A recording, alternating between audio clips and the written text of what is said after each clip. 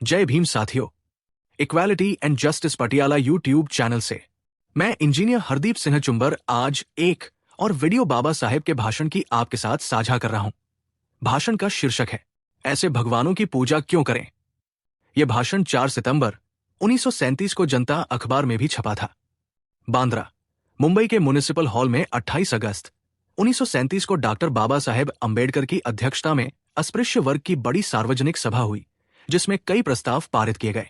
जय भीम साथियों।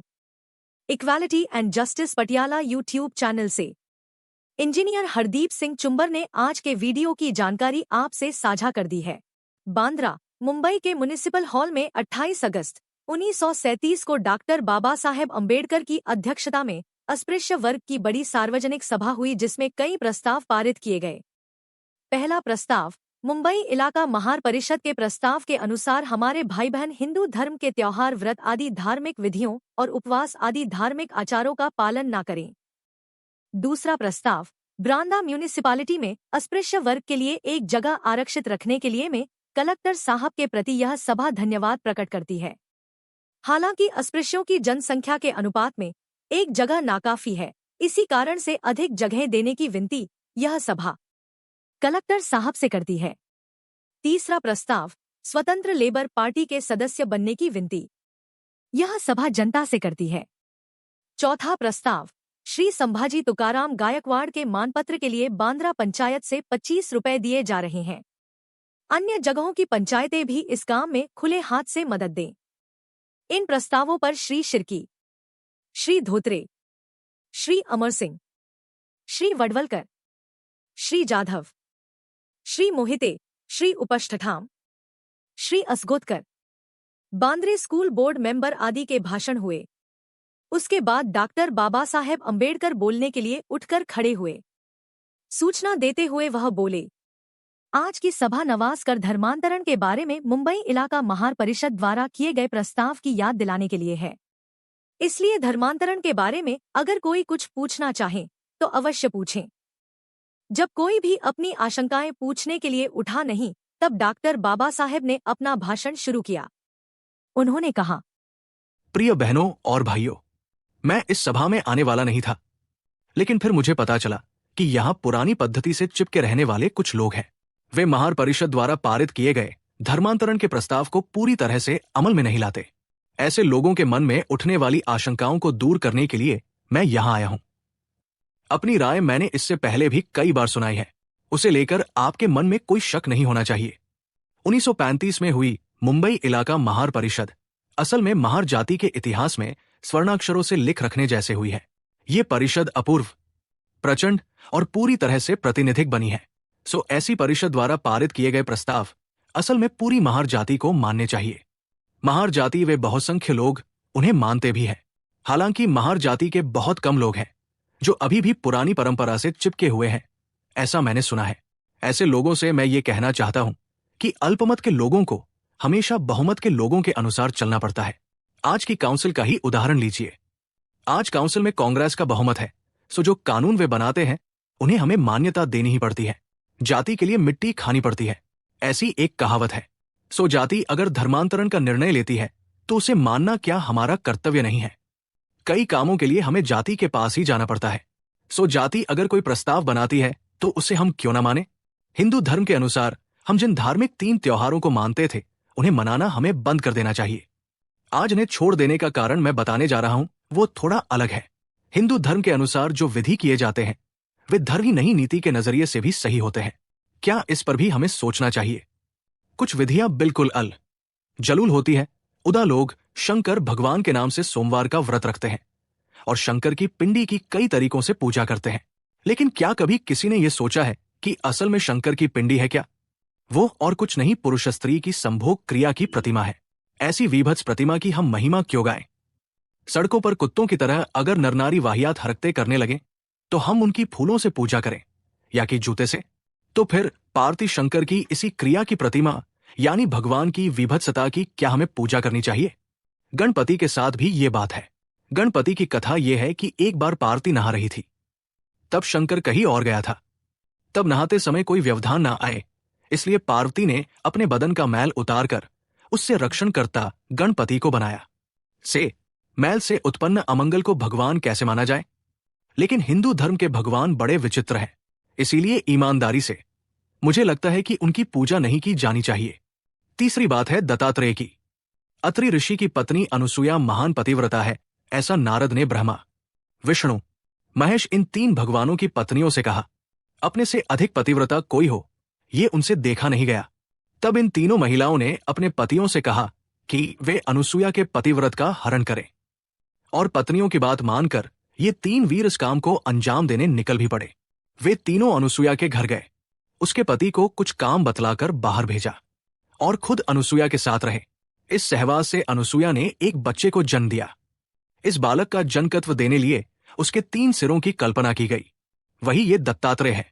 कई लोगों को लगता है कि धर्मांतरण की लहर अब थम चुकी है, लेकिन ऐसा नहीं है। धर्मांतरण होने वाला है। मैंने ये आंदोलन नहीं छोड़ा है, ये ध्यान में रखें। कई हिंदू लोग मुझसे कहते हैं कि आपके धर्मांतरण की कल्पना के कारण हमारी आंखें खुल चुकी हैं, हम अब चौकन्ने हो चुके हैं, आपके प्रति हमारे कर्तव्यों में अब हम चूकेंगे नहीं, इसलिए धर्मांतरण का अब आपको आंदोलन रोक दीजिए। लेकिन अब तक मैंने जो कुछ कहा है उन्हें वजहों के लिए मैं ये आंदोलन रोकना नहीं चाहता। आप पूरी तरह सोचिए। दूसरा, धर्म अगर स्वीकारना है तो पूरी तरह जांच पर कर ही स्वीकारना होगा। उम्मीद करता हूं कि आगे से महार जाति के सभी लोग महार परिषद द्वारा किए गए प्रस्ताव के अनुसार ही पेश आएंगे। भाषण के बाद धन्यवाद समर्पण, फूलमाला, गुलदस्तों के अर्पण के बाद डॉक्टर अंबेडकर की जयकार की ध्वनि के बीच सभा समाप्त हुई। जय भीम साथियों। साथियों, अब तो जाग जाओ, जागोगे तो ही एक हो सकते हो। चलो एक हो जाओ। Friends, wake up now. If you don't wake up now, when will you wake up? Ambedkarites, unite. साथियों, अब तो जाग जाओ, अब नहीं जागोगे तो कब जागोगे? अंबेडकवादियों, सब एक हो जाओ। साथियों, अब तो जाग जाओ, अब नहीं जागोगे तो कब जागोगे? अंबेडकवादियों, सब एक हो जाओ। अंबेडकरवाद की मुख्य अच्छा, क्या कभी ऐसा सोचा गया है कि जिन देवताओं की पूजा होती है उन्हीं पर सवाल उठाए जा सकते हैं? आज हम ना जरा समय में पीछे चलते हैं, साल 1937 में, और डॉक्टर B.R. अंबेडकर के एक ऐसे ऐतिहासिक भाषण को समझने की कोशिश करते हैं जिसने धर्म और आस्था की बुनियाद पर ही कुछ बहुत तीखे सवाल खड़े कर दिए थे। और यही वो एक सवाल है जिसने उस पूरी बहस को जन्म दिया। ये सिर्फ एक सवाल नहीं था, आप समझिए, ये एक चुनौती थी। एक ऐसा सवाल जो डॉक्टर अंबेडकर ने दशकों पहले पूछा था, लेकिन जिसकी गूंज आज भी हमारे समाज में सुनाई देती है। तो सवाल ये है कि ये बात आई कहां से? इसके लिए हमें साल 1937 के भारत में जाना होगा। चलिए उस दौर के माहौल और उन हालातों को समझते हैं जिन्होंने अंबेडकर को ये क्रांतिकारी सवाल पूछने पर मजबूर कर दिया। तो पहला हिस्सा 1937 की वो ऐतिहासिक सभा। हम मुंबई के बांद्रा में उस दिन के माहौल को महसूस करने की कोशिश करेंगे, जहां एक तरह से इतिहास लिखा जा रहा था। जरा कल्पना कीजिए, जगह है मुंबई का बांद्रा इलाका, तारीख 28 अगस्त 1937। हजारों की तादाद में वो लोग इकट्ठा हुए थे जिन्हें समाज अस्पृश्य मानता था, और इस विशाल सभा की अध्यक्षता कर रहे थे खुद डॉक्टर बाबा साहेब अंबेडकर। देखिए, ये सिर्फ कोई भाषण देने के लिए सभा नहीं थी। यहाँ कुछ ऐसे क्रांतिकारी प्रस्ताव पास हुए जिन्होंने आने वाले कल की दिशा ही तय कर दी, और इनमें से कुछ फैसले तो वाकई में चौंकाने वाले थे। कई प्रस्ताव रखे गए, जैसे कि राजनीतिक तौर पर मजबूत होने के लिए स्वतंत्र लेबर पार्टी में शामिल हुआ जाए।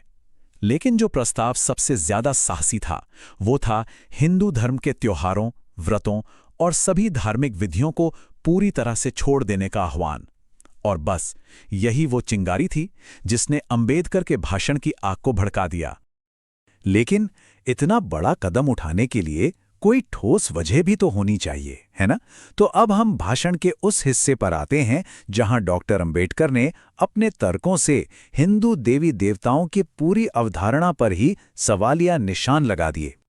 अंबेडकर ने बिना किसी हिचकिचाहट के हिंदू धर्म के सबसे पवित्र माने जाने वाले प्रतीकों पर सीधे सीधे सवाल उठाए, और उनकी शुरुआत हुई भगवान शंकर की पिंडी से, जिसकी करोड़ों लोग पूजा करते हैं।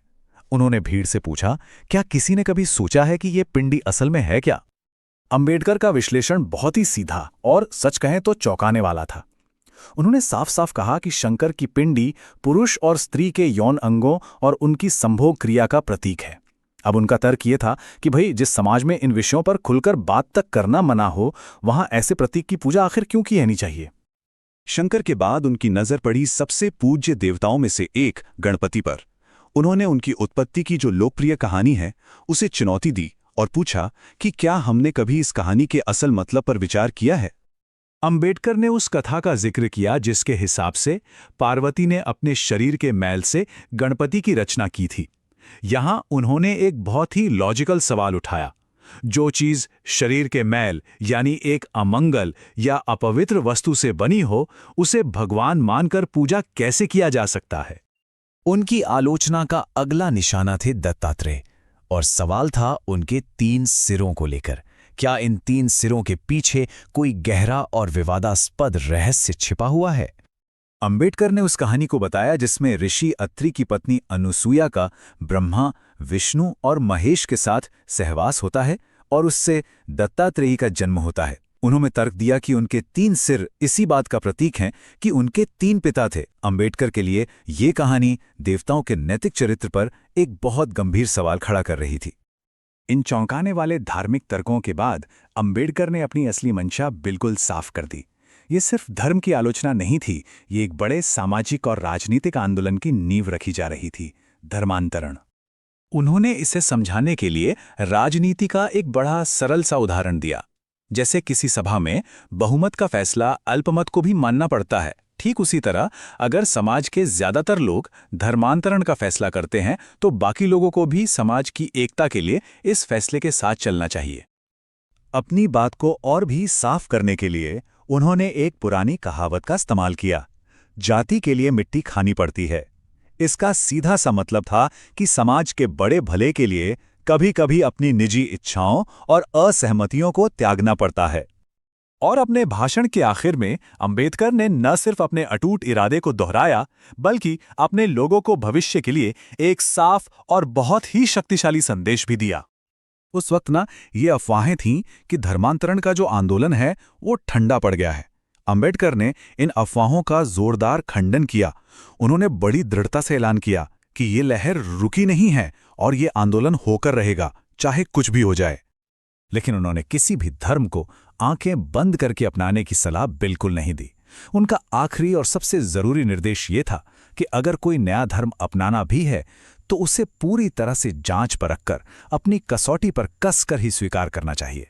ये भावनाओं का नहीं बल्कि तर्क और विवेक का फैसला होना चाहिए। और आखिर में ये पूरी बात हमें एक बहुत बड़े सवाल पर लाकर छोड़ देती है। डॉक्टर अंबेडकर का 1937 का वो भाषण सिर्फ इतिहास का एक पन्ना नहीं है, ये एक ऐसी दुविधा को सामने लाता है जो हर दौर में रही है।